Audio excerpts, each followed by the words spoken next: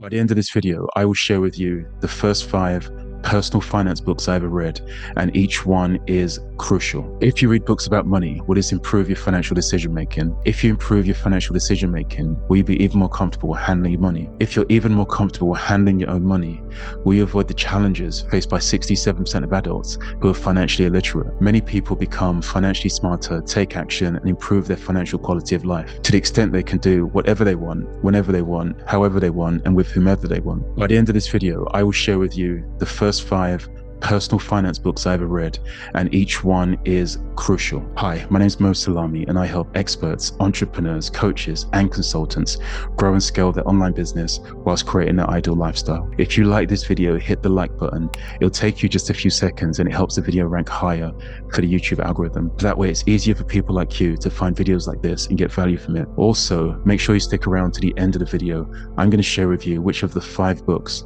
was my favorite. Also, why I came to that conclusion and how this can be beneficial for you. So let's get started with the first book I ever read about personal finances. This book is one of the most recognized titles when it comes to books about money and financial education. The content of this book is apparently based on the author's upbringing and everything he ever learned from his 2 different fathers about money. The first book I ever read about personal finances, of course, is Rich Dad Poor Dad.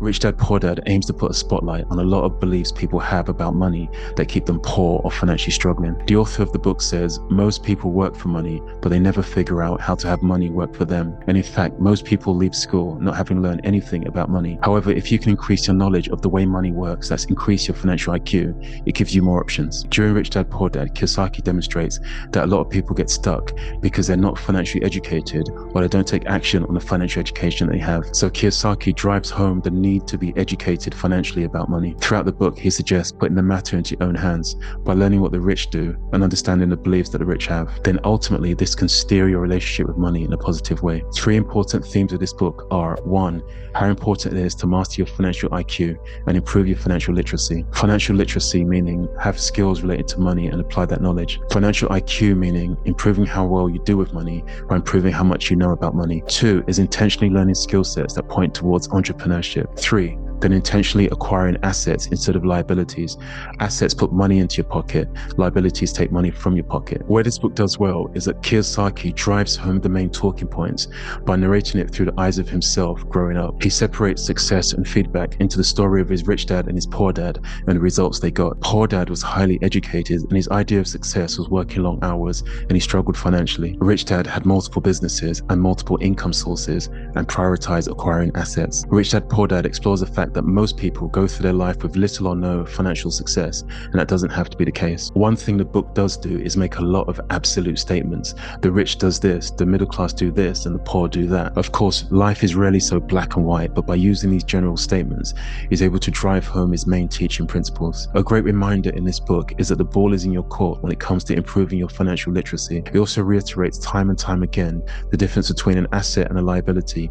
An asset putting money into your pocket and a liability taking money from your pocket. The writing style of this book was simple enough to keep you engaged, the language simplistic enough to hold your attention, and the story is designed to show you the way. Kiyosaki wraps up the book with a reminder that it's important to learn financial literacy on an ongoing basis. Rich Dad Poor Dad drives home its points in quite a high-level way. However, the content is set in such a way to get you curious. That way you can seek out even more answers after you finish reading the book. I think Rich Dad Poor Dad is definitely worth reading if you haven't read it already, or reading again if you need reminders. You'll come away from it with a reminder that working harder and harder and harder without becoming financially literate is what the poor and the middle class do. Did I just make an absolute statement? So Rich Dad Poor Dad is one of the most successful personal finance books in history, made Robert Kiyosaki a household name and sold millions of copies around the world. Robert Kiyosaki's follow-up to Rich Dad Poor Dad is also the second book I ever read about personal finances. The second book I ever read about personal finances is The Cashflow Quadrant by Robert Kiyosaki. The opening message of the Cashflow Quadrant is that some people achieve financial success without working as hard as others. Then the Cashflow Quadrant looks at the 4 ways that people typically earn a living, then looks at how efficient these 4 ways are for wealth creation. So according to the book, these 4 ways or these 4 quadrants are to be an employee or to be self-employed or a business owner or an investor. And depending on how you make your money, you belong to one of these quadrants. So the 2 quadrants to the left are to be an employee or to be self-employed. Then the two quadrants to the right are to be a business owner or to be an investor. And some people actively strive towards being an investor or a business owner because of the freedoms that are possible. A lot of times when people don't take charge of their financial future, this can lead to them working hard all their life, worrying about money all their life, and never truly having freedom because the money worries are so close by. The boundaries for how they live their life are so defined by money because of all the financial instability. So how do we fix this? The Cashflow Quadrant suggests going from being an employee or self-employed over to being a business owner or an investor.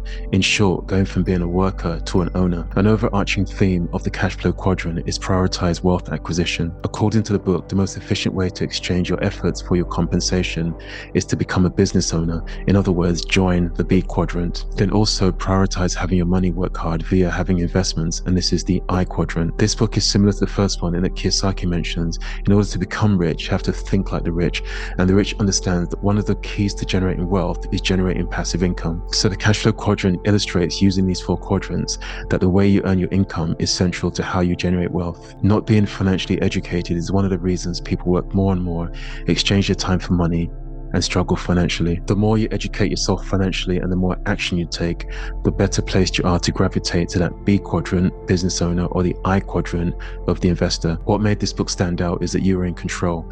You can decide which of the four quadrants you'd like to belong to. Bear in mind that the Cashflow Quadrant book is quite a high-level overview of being a business owner or an investor. So they were the four Cashflow quadrants of employee, self-employed, business owner, or investor. The next book explores further your inner model of wealth and success and the benefits of thinking rich in order to get rich. The third book I ever read about personal finances is Secrets of the Millionaire Mind by T. Harv Eker.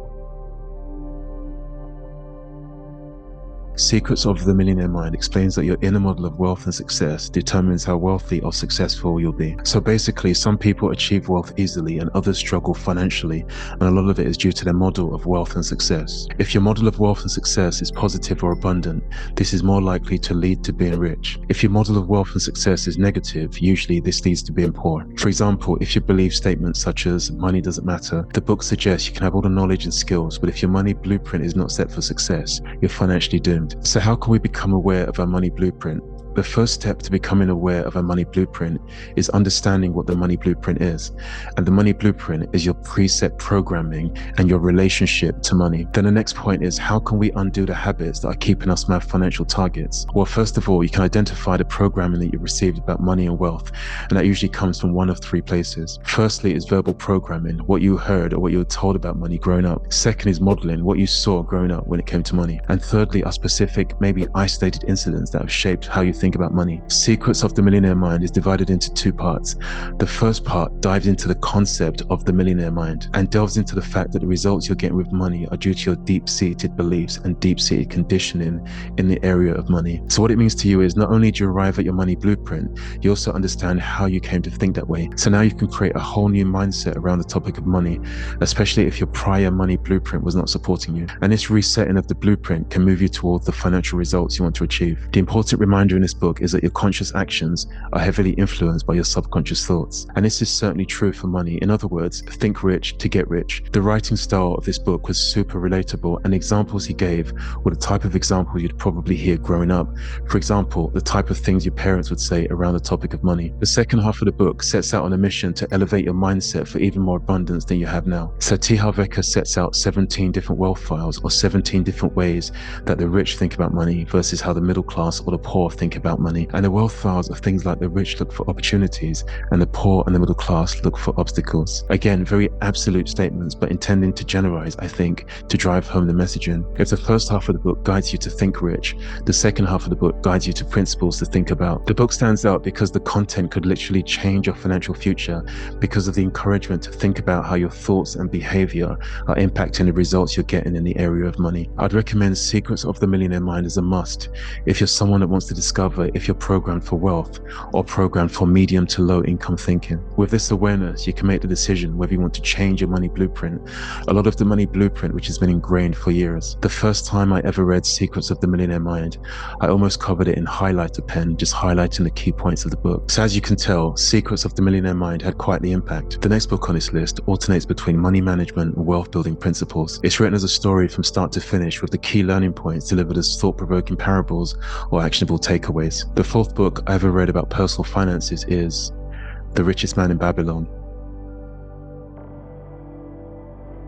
The Richest Man in Babylon is such a great reminder that if there's a skill set you want, go find who did it, find out the strategies they've used, and use those strategies for your own success. So first, I'll start by saying The Richest Man in Babylon is a book I recommend highly. When you pick up The Richest Man in Babylon book, the book says it holds the secrets to acquiring money, keeping money, and making money make money. The book was written more or less 100 years ago, but set 8,000 years ago at a time when Babylon was the richest place in the world. And the book is a literal rags to riches story explaining how the main character went from poverty to becoming the richest man in Babylon. The author of the book is George Clason, and he's been credited as one of the first people ever to say the phrase, pay yourself first, and that was more or less 100 years ago. A lot of people have more financial problems than they are set up with financial solutions. A lot of the principles and the parables in this book are the same principles that we use today. So how did the richest man in Babylon become the richest man in Babylon? How did he generate more money and wealth? So during the book, the main character introduces what he calls the 7 cures for a lean purse. These 7 cures include things like pay yourself first and invest with a view to having your money grow via compounding. This book wins because it was written in 1926 and the content is still highly relevant today.